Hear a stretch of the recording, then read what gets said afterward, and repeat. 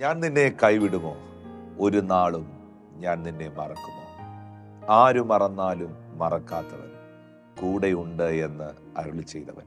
സത്യമായും ഇതൊരു ഗാനം എന്നുള്ളതിനപ്പുറമായി ഇത് നമ്മുടെ ജീവിതമാണ്. പാട്ടും പ്രസംഗവും എന്ന ഈ പ്രോഗ്രാമിലൂടെ ഈ മനോഹരമായ ഗാനത്തിന്റെ വരികൾ നമ്മൾ കേൾക്കുമ്പോൾ ലൂക്കോസ് സുവിശേഷം 24 അധ്യായത്തിന്റെ 16-17 വാക്യങ്ങൾ ഞാൻ ശ്രദ്ധിക്കുകയാണ്.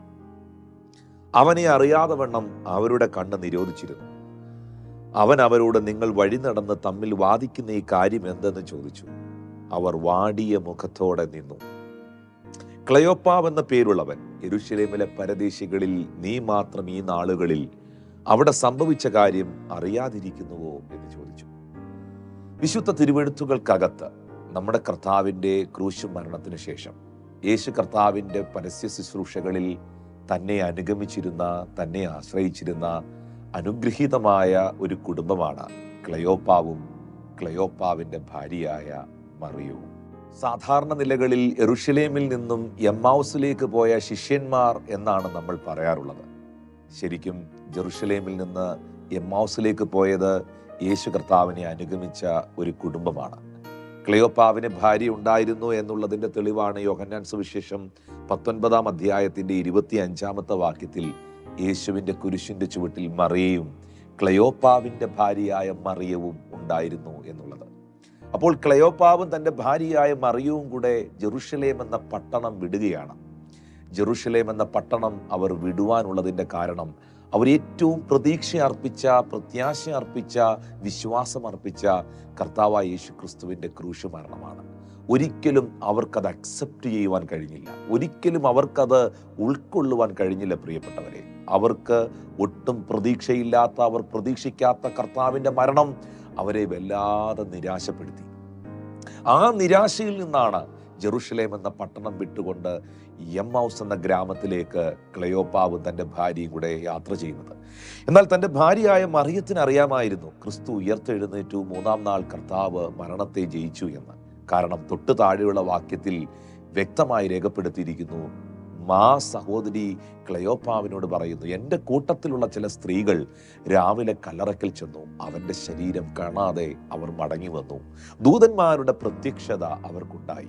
അപ്പോൾ ക്ലയോപ്പാവിൻ്റെ ഭാര്യയുടെ ഹൃദയത്തിനകത്ത് വ്യക്തിപരമായി വ്യക്തമായി അവൾക്ക് ബോധ്യമുണ്ടായിരുന്നു, ക്രിസ്തു വാഗ്ദത്തം ചെയ്തതുപോലെ 3-ാം നാൾ മരണത്തെ ജയിച്ചു ഉയർത്തെഴുന്നേറ്റു എന്ന്. പക്ഷെ ക്ലയോപ്പാവിന് ഒരിക്കലും അത് കേൾക്കാൻ കഴിഞ്ഞില്ല. കല്ലറയിൽ ചെന്ന് സാക്ഷിയാകാൻ കഴിഞ്ഞില്ല.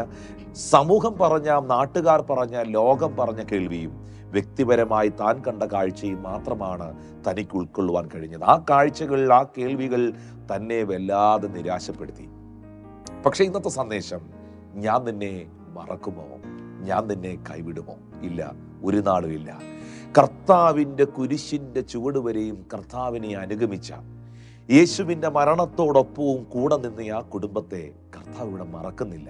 ശിഷ്യന്മാർ ഓടി ഒളിച്ച സ്ഥാനത്ത്, അപ്പോസ്തലന്മാർ അകലം വിട്ട് അനുഗമിച്ച സ്ഥാനത്ത് ക്ലയോപ്പാവിൻ്റെ ഭാര്യയായ മറിയം കർത്താവിൻ്റെ കുരിശിൻ്റെ ചുവടുവരെയും ഉണ്ടായിരുന്നു. തൻ്റെ പ്രതിസന്ധിയിൽ ഒപ്പം നിന്ന, തൻ്റെ വേദനയിൽ, തൻ്റെ കഷ്ടതയിൽ ഒപ്പം നിന്ന ആ തിരുകുടുംബത്തെ യേശു മറക്കുന്നില്ല. ഉയർത്തെഴുന്നേറ്റ കർത്താവായ യേശു ക്രിസ്തു താൻ ആദ്യം ചെയ്തത് നിരാശയോടെ ജെറുസലേമിൽ നിന്ന് എമ്മോസിലേക്ക് നടന്നു നീങ്ങുന്ന ആ കുടുംബത്തോടൊപ്പം അവരറിയാതെ അവരോടൊപ്പം സഞ്ചരിക്കുകയാണ്, യാത്ര ചെയ്യുകയാണ്. എന്നിട്ട് ക്ലയോപ്പാവിനോട് ചോദിക്കുന്നു, എന്താണ് സഹോദര നിങ്ങൾക്ക് സംഭവിച്ചിരിക്കുന്നത്? എന്താണ് നിങ്ങളുടെ പ്രശ്നം?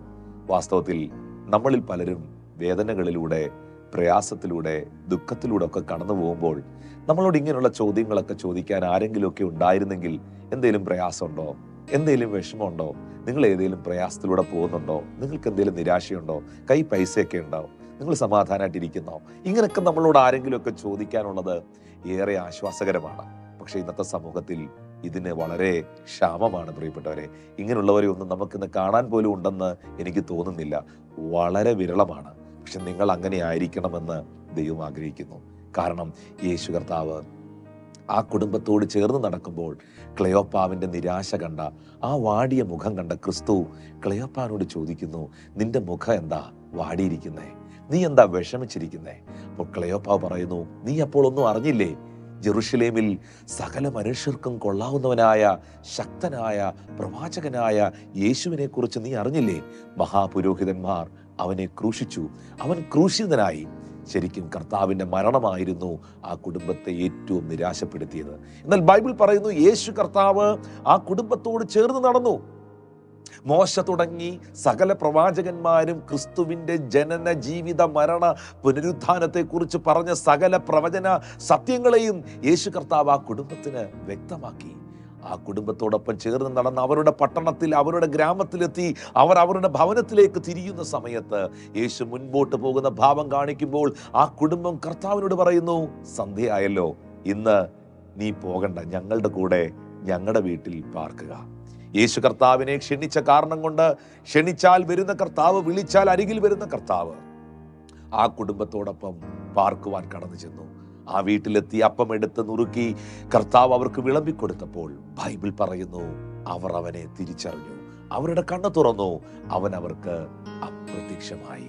അന്നു രാത്രിയിൽ തന്നെ ആ തിരുകുടുംബം മടങ്ങി ഹല്ലേലൂയ ജെറുസലേമിലേക്ക് ചെന്നു. വാഗ്ദത്ത വിഷയമായ പരിശുദ്ധാത്മാവ് വെളിപ്പെടുന്ന ജെറുസലേമിൽ ആ കുടുംബത്തെ യേശു കർത്താവ് മടക്കി എത്തിച്ചു. ഒരു കാര്യം ഞാനിവിടെ പറയട്ടെ പ്രിയപ്പെട്ടവരെ, കൂടെ നടന്ന 12 അപ്പോസ്തലന്മാരെ മാത്രമല്ല, തൻ്റെ അമ്മയായ മറിയത്തെ മാത്രമല്ല, ശിഷ്യഗണങ്ങളെ മാത്രമല്ല, തന്നെ അനുഗമിച്ച ക്ലെയോപ്പാവിനെ കുടുംബത്തെയും അവരുടെ വേദനയിൽ, അവരുടെ നിരാശയിൽ മറന്നു കളയാതെ അവർ കേട്ട വാഗ്ദത്വത്തിൽ അവരെ എത്തിക്കുവാൻ 11 കിലോമീറ്ററുകൾ അവരോടൊപ്പം നടന്ന് 7 മൈൽ അവരുടെ കൂടെ നടന്നുകൊണ്ട് യേശു കർത്താവ് അവരെ തിരികെ പിടിക്കുവാനിടയായി.